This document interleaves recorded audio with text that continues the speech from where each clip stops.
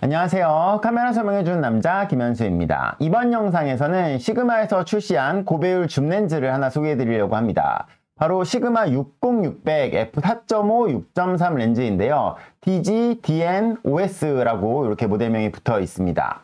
제가 볼 때 이 렌즈가 시그마의 이 렌즈를 어떻게 보면은 이제 판을 갈아엎는 그런 게임 체인저 같은 역할을 할 것 같은 렌즈인데요. 어떤 매력이 있는지 같이 한번 알아보도록 하겠습니다.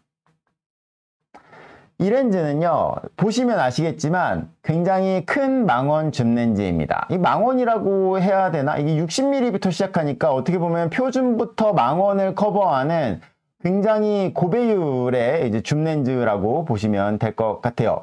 이 렌즈가 익숙하지 않으신 분들이 많을 건데, 어떻게 보면은 또, 이거 어디서 많이 봤던 것 같은데, 라는 생각이 드시는 분도 있을 거예요. 왜냐면 SLR 카메라 시대 때에 요게, SLR용 렌즈로 출시를 했던 렌즈이기 때문입니다. 물론 또 동일한 렌즈는 아니고, 이제 조금 다른 렌즈인데, 이제 그 렌즈가 이렇게 미러리스에 맞게 이제 새로운 모습으로 출시를 했습니다. 반박시 여러분의 말이 맞습니다. 자. 이 시그마 60-600mm 렌즈인데요. 일단은 이 모델명을 간단하게 소개해드리면 60에서 600mm까지에 해당하는 이 초점거리를 지원을 하고 있고요. DG 같은 경우는 이제 풀프레임 센서 대응하는 렌즈라는 뜻이고, DN은 이제 미러리스 카메라용 렌즈라는 뜻입니다. 그리고 이제 OS가 붙은 게 이제 시그마에서 손떨림 방지 기능이 삽재되었을 때 이렇게 OS가 붙고, 원래 이제 많은 분들이 익숙하셨던 그 렌즈는 뒤에 HSM이 붙어 있는 이런 그 SLR 렌즈였죠. 근데 이제는 HSM이 빠지고 이렇게 DG, DN, OS로 출시를 했습니다. 그리고 이제 뒤에 스포츠가 붙어 있는 거는 이 시그마의 렌즈를 보통 이제 글로벌 비전 렌즈 라인업이라고 하거든요. 이제 예전에 시그마가 한번 이제 변화를 하면서 우리가 새롭게 나아갈 거야 하면서 이 글로벌 비전 렌즈를 출시했을 때, 그때 이제 이 아트 렌즈는 이제 화질 중점으로 만든 거라 굉장히 약간 좀 크고 이제 단렌즈 중심의 렌즈들이 많고요. 이 컨템포러리 렌즈는 이제 경량형 렌즈 약간 그런 느낌, 그리고 이제 스포츠 렌즈들이 이제 스포츠 촬영에 최적화된 렌즈다, 약간 요런 라인업이라고 보시면 될 것 같아요. 오늘 소개해드리는 렌즈는 이 스포츠 라인업의 렌즈입니다. 자, 이 렌즈를 그냥 딱 보면은 많은 분들이 드는 생각은 아마도 이럴 거예요. 60에서 60에서 600이니까 10배 줌배율을 가지고 있네. 근데 그만큼 엄청 크고 무겁겠는데, 뭔지 잘 모르겠지만 새로운 렌즈인데 HLA라는 새로운 모터를 탑재했다는데, 이 정도가 아마도 많은 분들이 이 렌즈의 정보를 접했을 때의 반응이지 않을까 싶어요.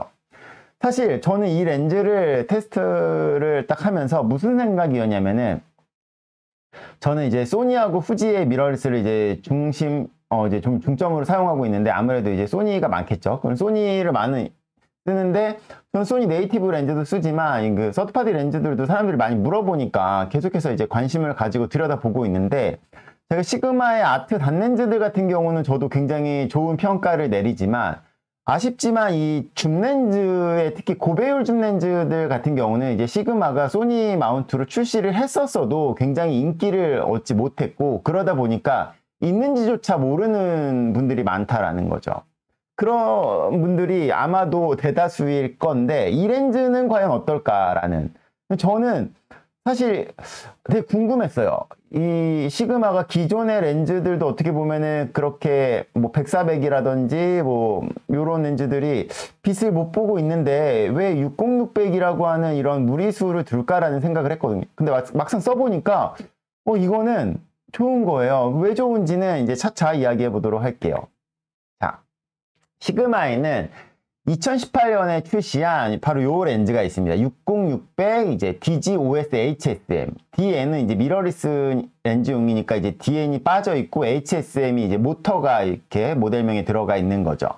이게 2018년에 이제 출시를 했었는데, 요건 이제 SLR 카메라용 렌즈였다라고 하면은 23년에 이제 시그마에서 60-600에 이제 DG, DN, OS 렌즈, HSM은 뺐어요. HLA를 왜 안 넣었을까라는 생각을 하는데, 아마도 그러면 이제 다른 렌즈들이랑 했을 때에 이제 모터를 계속 적어야 되는 게 어떻게 보면은 부담이었지 있지 않나 그렇게 싶어요. 그래서 모터는 빠지고 이렇게 DGDN-OS로 출시를 했는데 이게 그 파나소닉 시그마 라이카가 이제 협력하고 있는 L마운트와 소니의 E마운트로 출시가 되었습니다. 그래서 저는 이제 소니 E마운트 유저니까 이 E마운트로 사용을 해봤는데 과연 기존의 렌즈랑 과연 뭐가 달라졌냐, 단순히 이 마운트만 바깥 낀 거냐, 그러면 분명히 이 렌즈는 인기가 없을 텐데 근데 그 뭐가 달라졌을까를 봤는데 모터가 바뀌었다라는 거죠.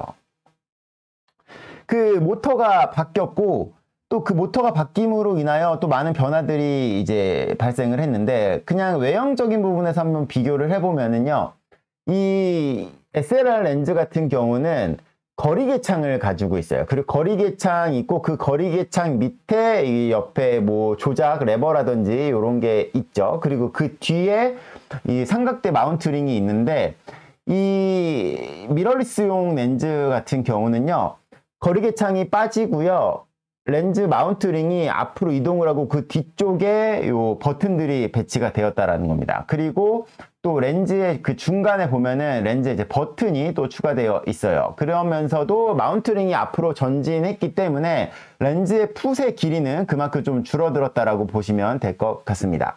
그래서 외형적인 변화는 이렇게 생겼다라는 거죠. 그러면 다른 렌즈인가? 이거는 같은 렌즈라고 할 수 없나? 근데 그렇게 따지기에는 화각과 조리개가 너무 똑같은데 라고 생각할 수 있죠, 사람들이. 그래서 이제 렌즈 구성을 간단하게 살펴보도록 할게요. 렌즈 구성을 살펴보면은 60600의 이제 초점 거리는 똑같지만 렌즈 구성 자체가 바뀌었습니다. 원래는 19군 25매였는데 이게 19군 27매로 특수 렌즈의 구성이 바뀌고 약간 매수가 2매가 더 늘어났죠. 그 외에 뭐 조리개 밝기라든지 이런 건 동일한데 최소 초점 거리가 줄어들었어요. 더 근접 촬영이 가능해지면서 확대 배율이 높아졌다라는 건데 여기에는 이유가 있거든요. 그건 이제 뒤에서 설명해 드릴게요. 그러면서 이제 무게가 약간 감소를 했다. 근데 사실 무거운 게 조금 덜 무거워졌지만 그래도 무거운 렌즈이기 때문에 뭐 무게를 감량했다라는 거는 긍정적인 측면인데 이게 200g 정도 줄어든 거로는 실질적으로 얘를 들고 있을 때 그렇게 크게 체감이 될 것 같지는 않아요. 네. 그래서 광학적으로도 다른 렌즈다. 렌즈 구성도 이렇게 보시면 약간 바뀌어 있는 걸 보실 수 있습니다. 자, 바로 엄청난 변화는요, 모터입니다. 모터. 이 모터가 원래는 HSM은 회전형 초음파 모터였고요.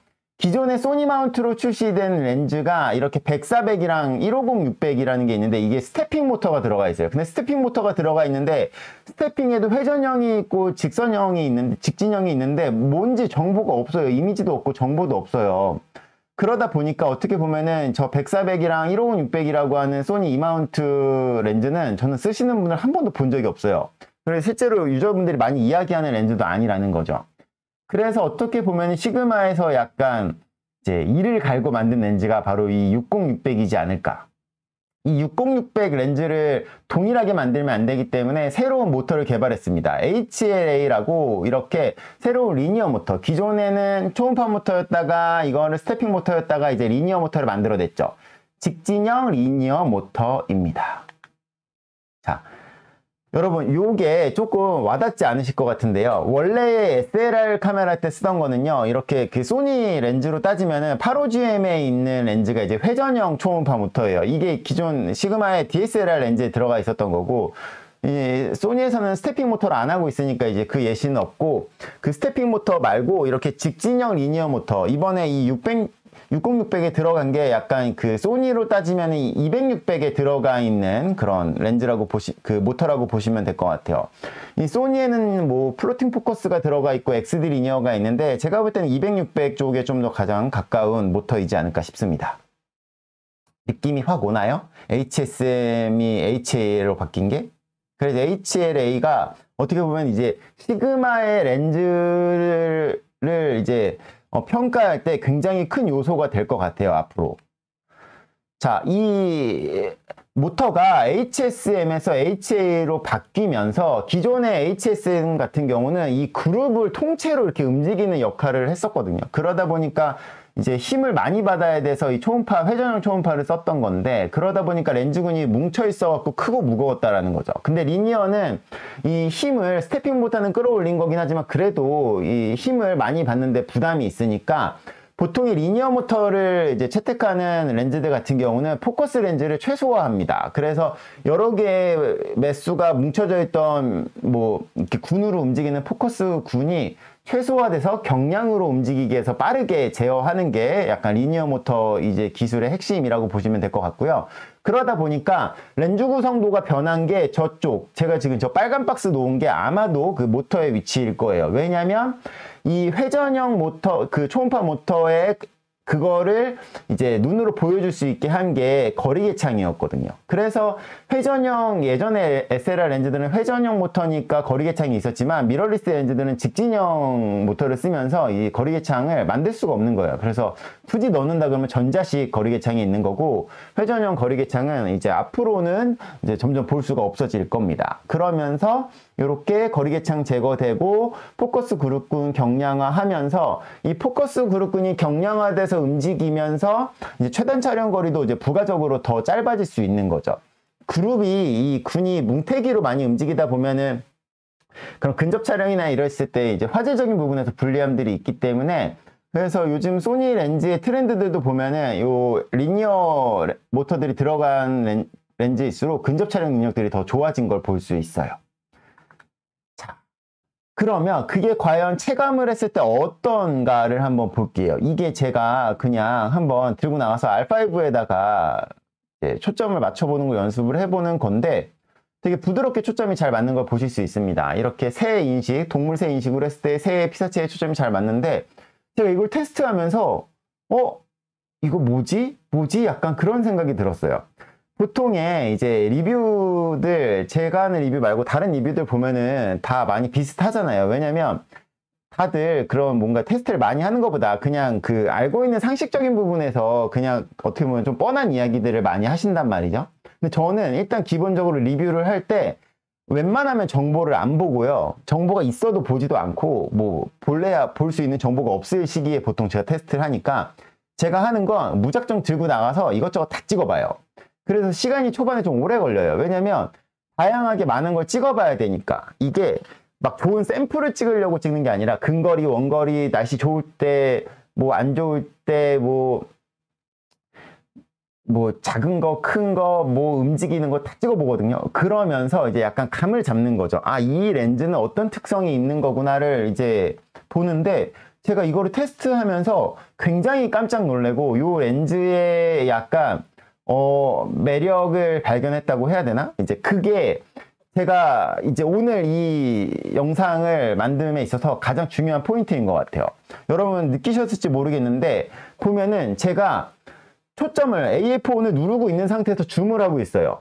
AF1을 하고 초점을 검출하고 있는 중에 줌을 하고 있는데 거의 초점이 안 풀려요. 원래 기존의 렌즈들 같은 경우는요, 사진 렌즈들은요, 파포컬 렌즈가 아니기 때문에 초점을 맞춘 상태에서 줌을 하잖아요. 그럼 줌을 하는 순간 초점 포커스 시프트가 일어나면서 그냥 아예 뿌얘져 버리기 때문에 초점을 놓친단 말이에요. 근데 이 시그마 60-600 렌즈가 초점을 맞추고 있는데 줌을 해도 지금 이 정도 움직이는 거에서는 초점 이탈을 하지 않는다라는 거죠. 이게 엄청난 진짜 강점이거든요. 촬영 중에 줌을 해도 포커스 시프트가 적어서 초점 검출이 유지된다라는 거는요, 촬영 중에 줌을 할 수 있다라는 거는 어마어마한 거예요. 자, 그거를 한번 다시 보여드리려고 요렇게 영상을 한번 찍어봤어요. 제가 일부러 이거 천천히 이렇게 줌밍을 하고 있는 거예요. 그랬더니 어때요? 저 태극기가 이렇게 제가 줌을 했을 때에 원래는 포커스 시프트가 일어나서 초점이 완전 나가야 돼요. 이걸 제가 예를 들어서 MF로 했었으면 완전히 나갔을 거예요. 근데 지금 보시면은 AFC로 이렇게 했을 때 줌밍을 해도 초점이 계속해서 저기에 변해서 마치 파포컬 렌즈가 아니지만 파포컬 렌즈처럼 동작하기 위해서 노력하고 있는 게 느껴지시나요? 이걸 보여드리면 당연한 거 아니야? 다른 렌즈도 다 되는 거 아니야? 라고 생각하실 수 있잖아요.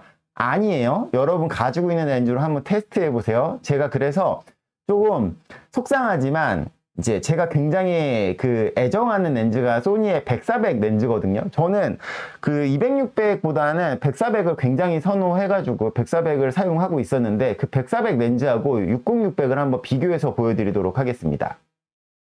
자, 일부러 격하게 줌밍을 팍팍 하고 있습니다. α2고요. 촬영 시 카메라의 설정은 동일합니다.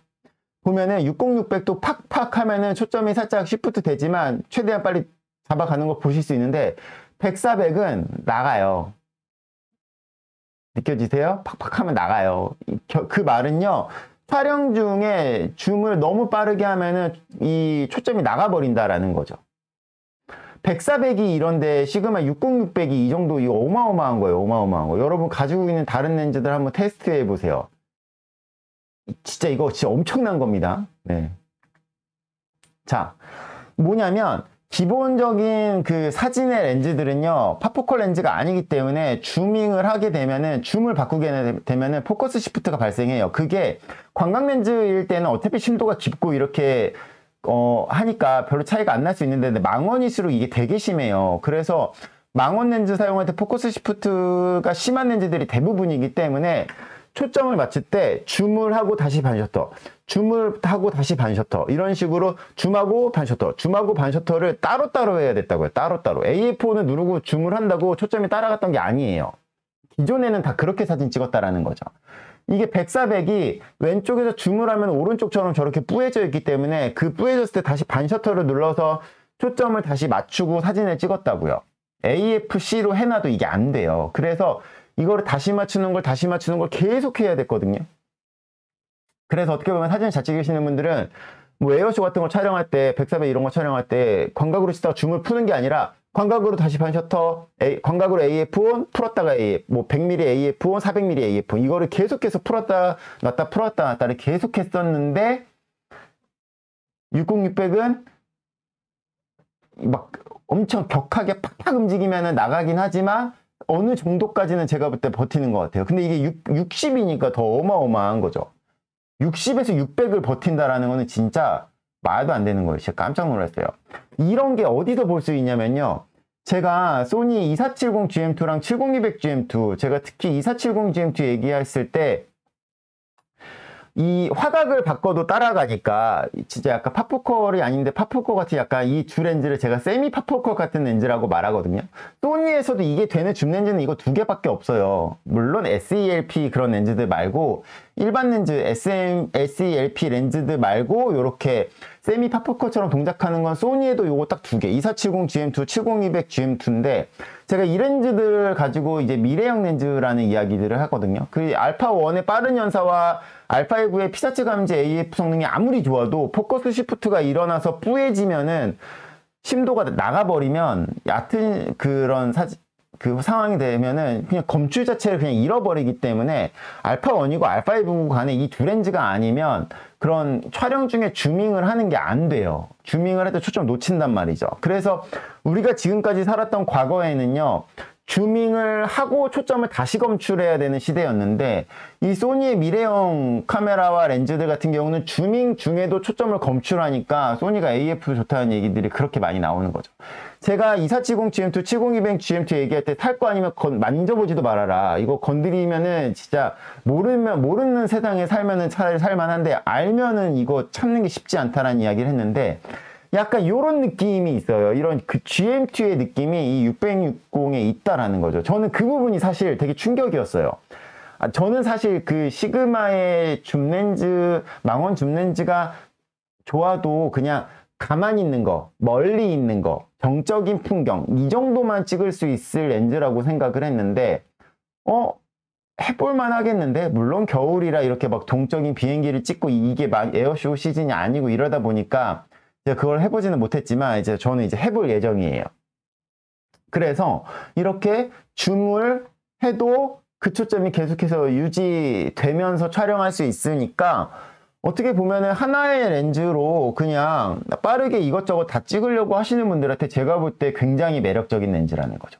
만약에 얘가 그렇게 줌을 바꿀 때마다 포커스 시프트가 많이 일어났다라면은 이 렌즈를 선택하시는 분들이 많이 줄어들었을 건데, 제가 볼 때는 줌을 하면서도 포커스 시프트가 적게 일어난다라는 거는요, 이 렌즈를 선택하는 유저들이 생각보다 많아질 수 있다라는 거예요. 왜냐면 그런 선택지를 가진 렌즈는 여지껏 없었다라는 거죠. 이런 렌즈가 어디 있어요? 이런 렌즈가.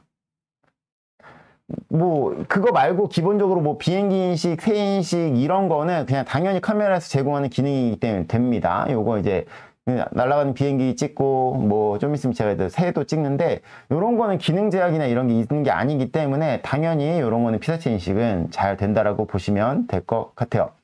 힘든 거는 내가 이 큰 렌즈를 가지고 이제 줌을 계속해야 한다라는 거. 이 렌즈는 다 좋은데 커요. 커요. 네, 감수해야 돼요. 이 렌즈 쓰려면 감수해야 돼요. 그래서 이렇게 보면은 비행기 찍었다가 이제 새, 동물 새 이렇게 놓으면은 새 했을 때 새한테 이렇게 가져가면은 알파 7, 알파 5이기 때문에 이제 새를 찾아주는 이런 걸 보실 수 있습니다. 눈의 위치를 얘가 이제 예측을 하는 거죠. 근데 이제 검은 새들이라 좀 잘 안 맞을 수도 있는데, 이런 식으로 풍경 찍고 새 찍고 비행기 찍고 이런 분들, 렌즈 갈아 끼기 귀찮으신 분들한테 되게 매력적인 렌즈. 저는 사실 이거를 소니의 어느 미러리스 카메라까지 쓸 수 있을까를 생각을 했었는데, 생각보다는 선택지가 되게 그 넓은 렌즈인 것 같아요. 감수할 수만 있으면, 들고 다니는 거를. 그래서 이렇게 뭐 비행기 찍은 거, 네, 뭐 새 찍은 거, 뭐 그렇습니다. 자, 제가 이 시그마 60-600mm 렌즈를 봤을 때 외형, 스펙, 뭐 화질 다 필요 없고, 이 렌즈를 우리가 주목해야 되는 1순위는요 모터라는 생각이 들었어요.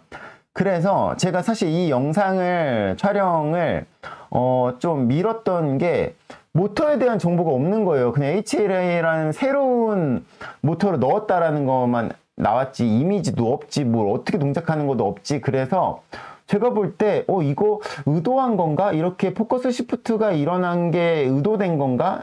그래서 소니처럼 이 세미파포컬이나 이런 거를 강조하지 않지만 의도를 한 건가라는 궁금증이 있어가지고, 그러면 일단은 글로벌 공개를 하고, 과연 시그마가 이런 공식 자료나 이런 데서 이 HLA 렌즈를 모터를 이야기할 때 포커스 시프트에 대한 부분을 이야기할까가 저는 되게 궁금했거든요. 그래서 그걸 이제 확인하고, 만약 그거를 어떻게 어필하는지를 보고, 이제 만약에 거기서 정보가 나오면 그거를 좀 더 이제 같이 살려서 설명하려고 했는데 없더라고요. 아무 정보가 없어요. 그냥 제가 관찰한 그게 전부더라고요. 네.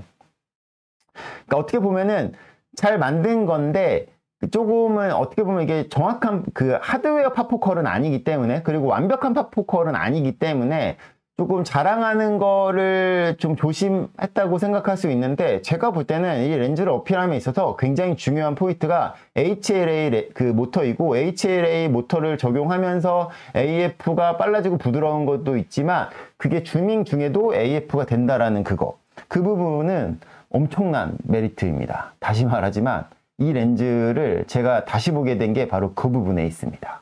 자, 그러면 이제 모터에 대한 거 빼고 그 외적인 부분 이야기해 보도록 할게요. 렌즈 주요 스펙 같은 경우는요, 보시면 아시겠지만 무겁습니다. 네.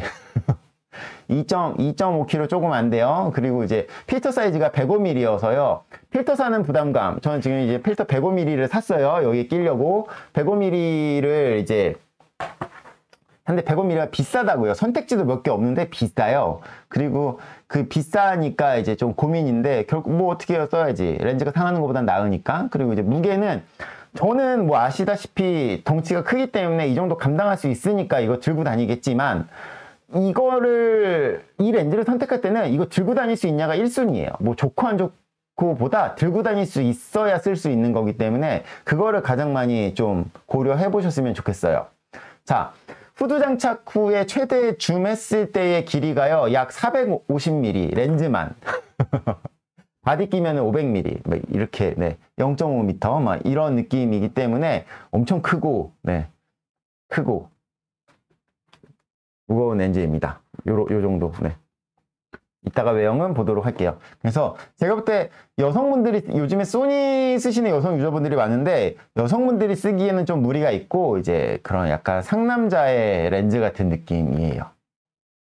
그래서 렌즈의 이제 초점거리별 화각을 보면은 이제 60부터 600까지 되기 때문에 진짜 표준부터 장망원까지 되는 진짜 어마어마한 줌배율을 가지고 있는 렌즈입니다. 아, 진짜 어마어마해요. 60에서 600의 차이가 이 정도다. 10배의 줌배율을 가지고 있는 표준부터 망원. 보통 망원에서 망원 이런 게 많지 표준부터 망원까지 된다라는 건 어마어마한 거죠. 무슨 컴팩트 카메라도 아니고 뭐 그래요.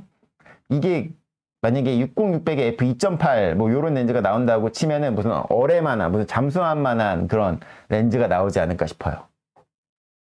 자, 이 렌즈의 특징을 이제 간단하게 한번 보도록 하겠습니다. 자, 지금 제 앞에 이렇게 렌즈가 있는데, 자, 이렇게 보면은 후드 이렇게 이 파우치가 있고, 요 후드가 이렇게 105mm 후드가 이 스크류 옆에 이렇게 이거를 이렇게 돌려서 이거를 이렇게 스크롤 돌려가지고 하는 방식이에요. 이런 식인데 옆에 이제 락이 있는데 얘가 이런 식으로 이렇게 회전을 할 수도 있고요.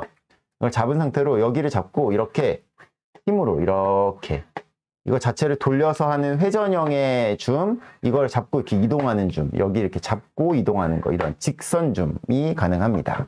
그래서 이 렌즈 같은 경우는 듀얼 액션 줌이라 그래서 직선 줌과 회전 줌 모두를 사용할 수 있는 렌즈라는 거예요. 이 60에서 600이 이게 은근 많이 돌려야 돼요. 이게 많이 돌려야 되기 때문에 그냥 직선으로 잡고 이동하시는 게 좀 더 편해요.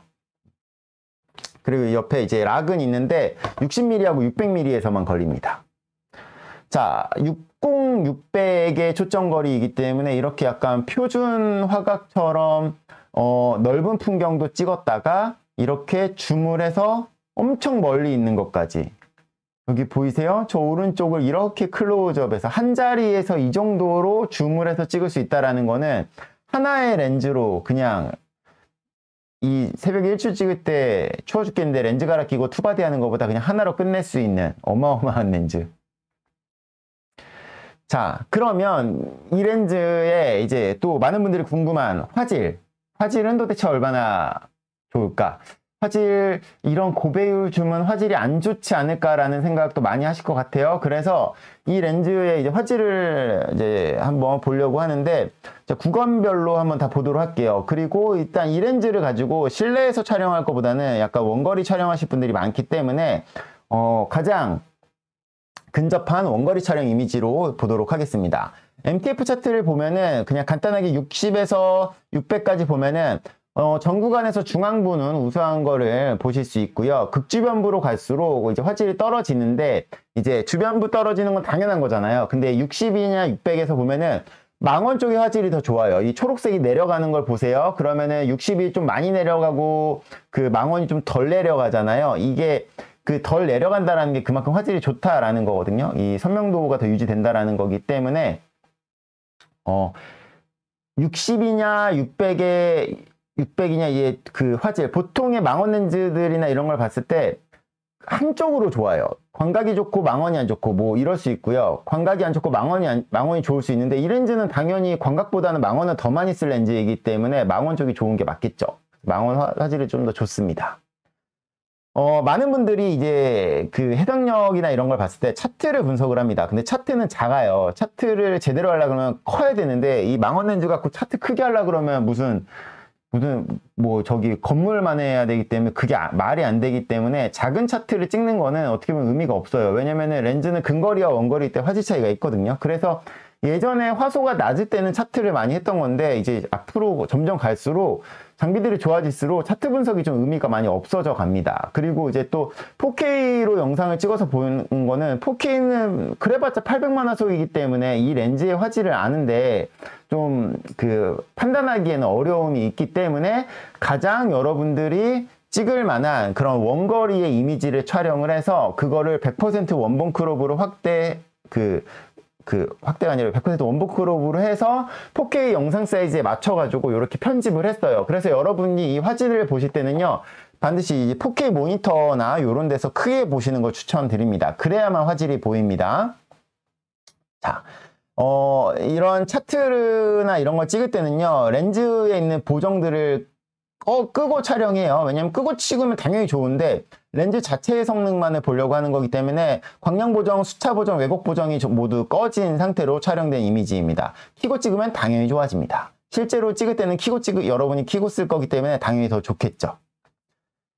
자, 그러면 저는 α7R 마크5를 이용을 했고요. 중앙부의 이 빨간 부분을 100% 원본 크롭을 해서 이거를 이렇게 조리개별로 6개씩 배치해가지고 보도록 할게요. 자, 지금 보시면 f4.5부터 22까지 보면은 이게 4K 모니터로 보시는 분들은 이거 구별되실 거예요. 22에서만 약간 회절이 있어서 좀 빠지는 거 보실 수 있고요. 중앙부이기 때문에 이미지의 퀄리티가 굉장히 좋아요. F22까지도 상당히 좋고 25, 이 가장 회절이 심한 이 부분에서만 최소 조리개에서만 이렇게 화질 저하가 좀 있는 걸 보실 수 있습니다.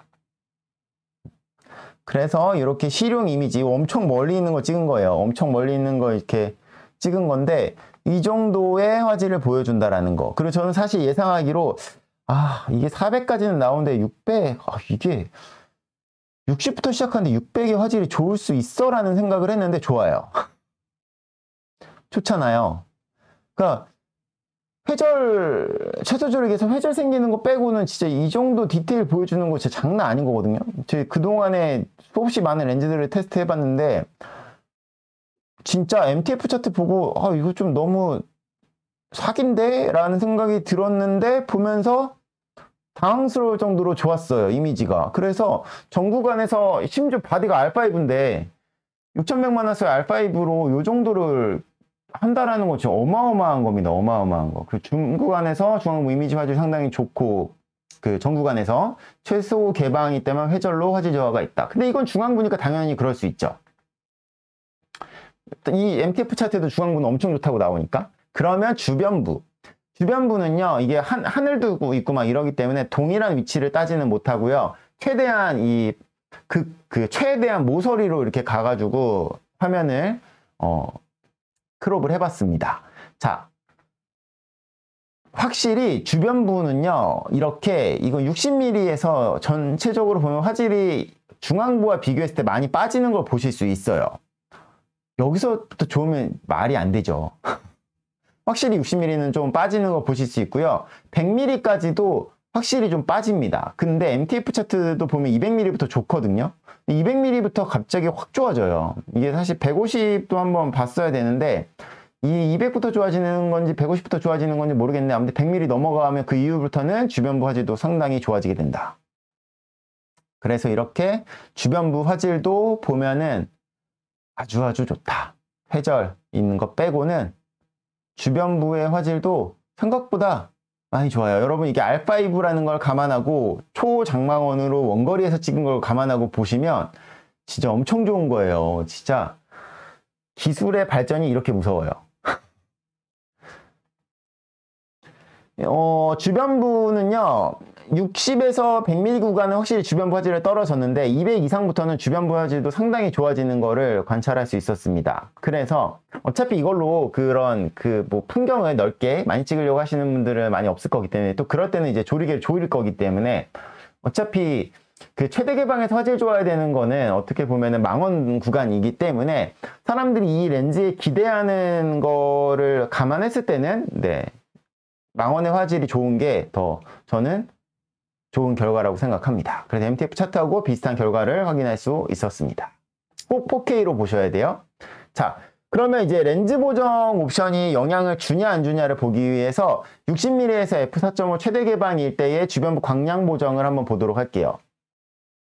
이게 보정을 끈 거, 이게 보정을 킨 거. 주변부 광량 보정 키면은 확실히 이제 광량이 주변에 비네팅 생기는 게 좀 줄어드는 걸 보실 수 있고요. 수차 보정이랑 왜곡 보정도 키면은 이렇게 왜곡도 잡아주고 수차도 잡아줍니다. 그래서 카메라에서 제공하는 렌즈 보정 옵션, 저는 이 여러분한테 최대한 날 것을 보여드려야 하기 때문에 보정을 다 끄고 촬영을 했지만 실제 쓸 때는 이걸 다 켜고 촬영하시는 걸 추천드리고 그래야만 더 좋은 결과물을 얻으실 수 있습니다. JPG 기준으로 봤을 때.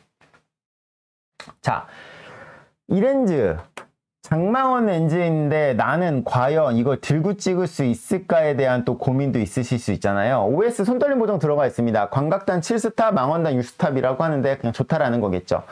제가 막상 써보니까 핸들드로 들고만 다닐 수 있으면 손떨림 보정이 있으니까 웬만큼 찍을 수 있는 것 같아요. 아무래도 망원이고 무거워지니까 손떨림 보정 성능이 중요한데 그 OS2라고 하는 새로운 알고리즘이 이 렌즈에 적용이 되었다라고 합니다. 그래서 OS 알고리즘이 손떨림 보정 알고리즘이 새롭게 적용된 이제 시그마의 OS2 손떨림 보정이고 그게 그 모드 다이얼에 있는 1, 2랑은 다른 거예요. 여기에 들어가 있는 옵티컬 스테빌라이저가 이제 두 번째 2세대라는 거고 이 모드 스위치에 있는 오프 1, 2는 오프는 손떨림 보정을 끄는 거, 1은 그 상하 좌우 일반 모드, 2번이 패닉 모드라는 겁니다. 이거 잘못 보고 OS2가 좋다라고 생각하고 모드2 하시면 안 돼요. 그러면은 패닉 모드가 되니까. 그래서 그냥 이 자체 손떨림 보정이 좋아진 거를 이제 2세대 OS라고 하는 거고 거기에 모드 스위치는 1이랑 2가 있다. 그리고 그 밑에 커스텀 모드 스위치가 있는데 요거는 손떨림 보정이 동작하는 모드인 건데 스탠다드가 이제 소니의 기본인 거고 다이나믹 뷰랑 모더레이트를 보면은 다이나믹 뷰가 약간 좀 더 강력하게 흔들림을 잡아주는 것 같아요. 그냥 눈으로 봤을 때. 이 소니는 찍을 때는 좀 덜 잡고 눈으로 볼 때는 덜 잡고 누르는 순간 확 잡아버리거든요. 근데 이 다이나믹 뷰는 반셔터 누르고 있을 때부터 좀 더 강력하게 잡는 배터리를 더 많이 소모하겠죠. 그래서 좀 나는 볼 때부터 촬영할 때부터 안정적으로 보고 싶다. 배터리 소모 많더라도 그때는 뭐 C1 쓰셔도 될 것 같습니다. 스탠다드하고 C2의 차이는 잘 모르겠어요. 그렇게 크게 체감이 되진 않는 것 같아요. 자, 그러면 제가 이 렌즈 사용하면서 이제 찍은 사진들이랑 촬영 소감도 간단하게 알아보도록 할게요. 자, 일단은 많은 걸 찍어보려고 노력은 했지만 뭐 겨울 시즌이다 보니까 에어쇼나 이런 건 없어가지고 에어쇼는 못 찍고 그냥 새 이런 거 한번 찍어봤는데 이제 공작새를 찍어봤어요. 근데 봤는데 이걸 100% 원본 크롭으로 딱 해서 볼게요. 알파5인데 원본 크롭 했을 때 이 정도의 디테일을 보여줍니다. 보정하지 않은 원본이에요. 제가 보여드린 모든 사진은 보정하지 않은 원본입니다. 이 정도 디테일 괜찮지 않나요? 아, 저 진짜 깜짝 놀랐어요. 그리고 이렇게 뭐 우리도 여기 보면은 저기 그 입에서 물 떨어지고 있는 거 보이거든요. 뭐 이런 부분까지 이런 데도 보면 다 최대 개방인데 수차 나오고 막 이런 거 없잖아요.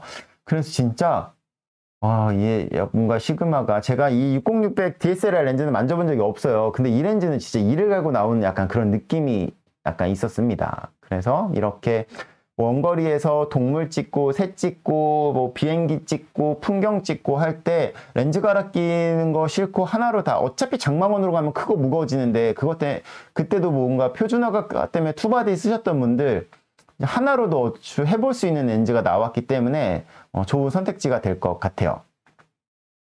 자, 이런 게 매력이죠. 60 표준부터 넓게 찍으면서 점차 줌을 해 나가면서 찍는 것들. 원래는 투바디로 찍을 거를 원바디 하나로.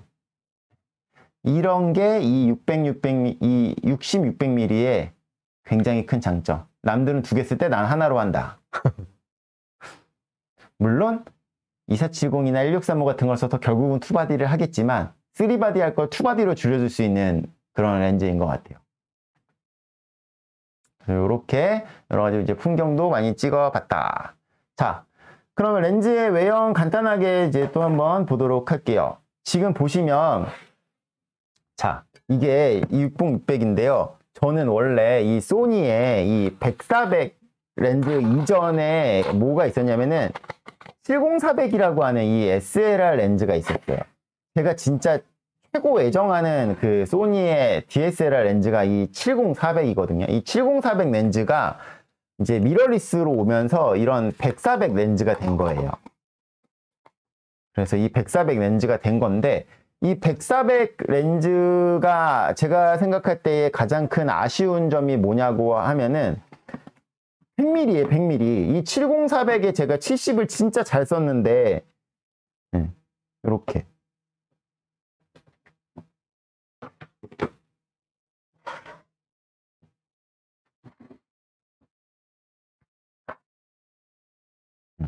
요 정도. 이 70400이 100으로 오면서 70에서 100이 벼잖아요. 그게 너무 아쉬웠거든요. 너무 아쉬워가지고 10400을 쓸 때 2470이나 뭐 70200 이런 것도 좀 애매하니까 그래서 2400으로 더 많이 썼던 건데, 어떻게 보면은 이런 70400을 커버하는 렌즈니까 그런 부분에서 저는 이 화각이 너무 마음에 들었어요. 저는 사실 200, 600 같은 200, 600 렌즈에는 관심이 없거든요. 200은 너무 망원이에요. 그래서 150600 이런 것도 저는 관심이 없어요. 너무 망원만 있는 거는 저는 이제 사실 쓸 일이 없어가지고. 그런데 저는 이제 표준부터 시작하는 망원 렌즈 좋아하는데, 이런 저의 그 간절함을 채워주는 렌즈가 바로 요 660이 될 것 같습니다. 그래서 저는 요 660 렌즈를 이제 계속 들여서 이제 쓸 예정입니다. 자, 이 렌즈 간단하게 한번 봤고요. 자, 여기 보면은 아까 이게 줌은 제가 알려드렸고, 외형적인 거 보면은 이렇게 그 삼각대 마운트링이 있는데 이게 90도로 이렇게 딸깍딸깍 걸려요. 그래서 이제 중간에도 고정을 할 수 있지만, 이제 가로와 세로 촬영을 전환을 했을 때 삼각대 올려놓고 이렇게 세로로 이렇게 돌리거나 이런 거 했을 때 좀 더 좋은 게 있고요. 옆에 이제 제가 지금 픽 디자인 이 앵커 2개 걸어놔서 저는 여기다 이제 삼각대가 아니라 여기다가 스트랩 걸고 이제 들고 다니면서 이제 촬영을 했습니다. 그리고 보면은 이 마운트 링 여기 끝단에는 이제 고무 실링 여기 이제 있어서 먼지 좀 안 들어가는 거 있고, 여기 보실 때 여기 그 초점 고정 버튼, 렌즈 펑션 버튼이 여기 아래 하나, 옆에 하나, 위에 하나, 여긴 없고 세 군데가 이렇게 들어가 있어서 카메라에서 이거 세팅해서 쓸 때 좀 편하게 쓰실 수 있고요. 보시면 AF, MF 있고 풀 6m 무한대, 그 다음에 그 근접 촬영에서 6m까지 최단 촬영에서, 그리고 OS 모드, 그냥 커스텀 버튼이 이렇게 배치되어 있어요. 이 삼각대 마운트 링이 원래 뒤쪽에 있던 게 앞으로 오면서 이 풋은 살짝 좀 작아졌는데, 얘가 보면 이제 도브테일 방식이 알카시스 방식을 얘가 이제 채택하고 있기 때문에 삼각대에다 그냥 올려서 할 수 있다라는 거. 보면은 이렇게 라운드 이렇게 져 있는데 이렇게 다 있어서 그냥 이렇게 쓰실 수 있다. 그래서 별도의 플레이트 없이 그냥 껴서 쓰실 수 있다라는 게 메리트고, 필터는 105mm, 그리고 후드는 이렇게 밥그릇 후드를 옆에를 조여서 이런 보통 그 장망원 렌즈에서 쓰는 그런 후드를 채택하고 있습니다. 자, 그러면 이 렌즈 누구를 위한 렌즈인가? 저를 위한 렌즈? 누구를 위한 렌즈일까요? 사람마다 다르겠지만, 아까 말씀드렸던 것처럼 70200 GM2랑 2470 GM2는요, 아예 다른 결의 렌즈고요. 왜냐면 주밍 시에 초점이 유지가 되니까. 근데 기존의 렌즈들은 그게 안 됐다라는 거죠. 근데 그 100-400도 안 되던 거를 60-600이 하니까 엄청난 거죠. 그래서 제가 볼 때 60-600은 100-400이랑 200-600의 이제 초점거리하고 조리개를 커버하기 때문에, 어떻게 보면 100-400, 200-600 둘 다 사냐, 하나를 사냐, 뭘 사야 되냐 고민하셨던 분들에게는 또 굉장히 한 방에 끝낼 수 있는 선택지이면서도, 조리개는 당연히 2.8이랑 비교하면 안 되지만 그런 화각적인 부분에서는 어떻게 보면 70200까지도 커버하는 거기 때문에, 그리고 이 70200 G마스터2가 AF가 그렇게 안 빠르단 말이에요, 1세대가. 그래서 2세대는 비교할 게 안 되고 1세대 70200 GM2부터 해서 200, 600까지 이르는 이런 부분을 커버할 수 있는 렌즈이기 때문에 하나로 끝내려고 하는 분들에게는 어떻게 보면 좋은 선택지가 될 수 있다는 거. 기존에는 없었으니까 이런 렌즈가. 생각보다 완성도가 높게 나와서 많이 깜짝 놀란 그런 렌즈입니다. 자, 그럼 이렇게 말하면 도대체 이 렌즈는 완벽하냐, 아쉬움이 없냐?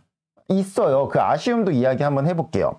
아쉬움은 뭐냐면요, 일단은 소니의 여러 바디가 있지만 알파1을 혹시 쓰실 분들의 경우에는요, 그런 분들 계세요. 새 찍으려고 알파1 사시는 분들 중에 이 렌즈를 사서 새 찍어야지 약간 하시는 생각을 하실 수도 있을 것 같아서, 다른 바디에는 없지만 알파1은 30연사를 지원하는데 이게 모든 렌즈에 대해서 30연사를 지원하는 게 아니에요. 그래서 여기 이렇게 그 자료를 찾아보면은 30연사를 지원하는 렌즈, 20연사 지원하는 렌즈, 15연사 지원하는 렌즈가 있거든요. 이게 소니 렌즈들에도 이렇게 차등이 있다라는 거죠. 그 파이로지엠 같은 경우는 AF가 안 따라주기 때문에 30연사가 안 돼요. 20연사까지밖에 안 돼요.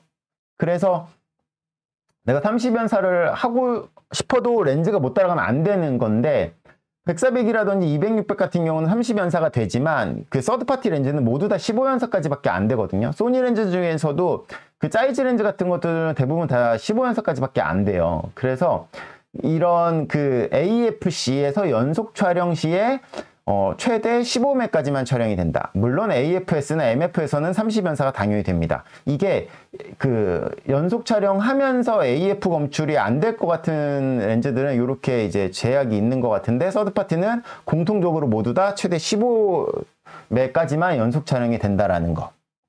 나는 충분해라고 생각하면은 뭐 하실 수 있는데 순간적인 거를 찍으려고 하다 보면 어떻게 보면 30연사가 필요할 때도 있기 때문에. 그리고 앞서 말씀드렸지만 이 렌즈의 가장 큰 약점은요, 크고 무거워요. 105mm 필터를 낄 정도로 크고요. 저는 저를 보시는 많은 분들이 왜 크냐고 저한테 유튜브 보면 작은 줄 알았는데 실제로 보니까 크시네요. 왜 크세요? 라는 질문 하거든요. 그 크시네요 라는 이야기 하는데 제 키가 186이고 몸무게가 90인데 저는 들고 다닐만 해요. 근데 저니까 들고 다닐만 하지 모두가 이거를 들고 다니기에는 부담이 있을 수 있다는 거죠. 이 렌즈를 결정하고 고민할 때는요, 가장 먼저 1순위 내가 이 렌즈 휴대할 수 있을까를 고민하셔야 합니다. 자, 소소한 아쉬움은 이 렌즈는 L마운트로도 나왔는데 L마운트에서는 커스텀 키 기능이 지원이 되는데 이게 오직 L마운트만 돼요.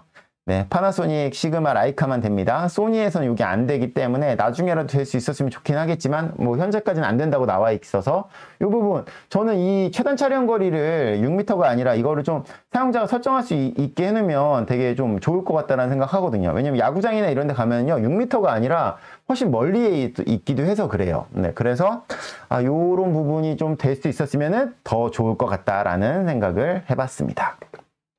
자, 저는 오늘 시그마 60-600 f4.5 6.3 DG-DN-OS 스포츠 렌즈에 대해서 알아봤습니다. 이 렌즈는요, 제가 이제 계속해서 이제 쓸 렌즈예요.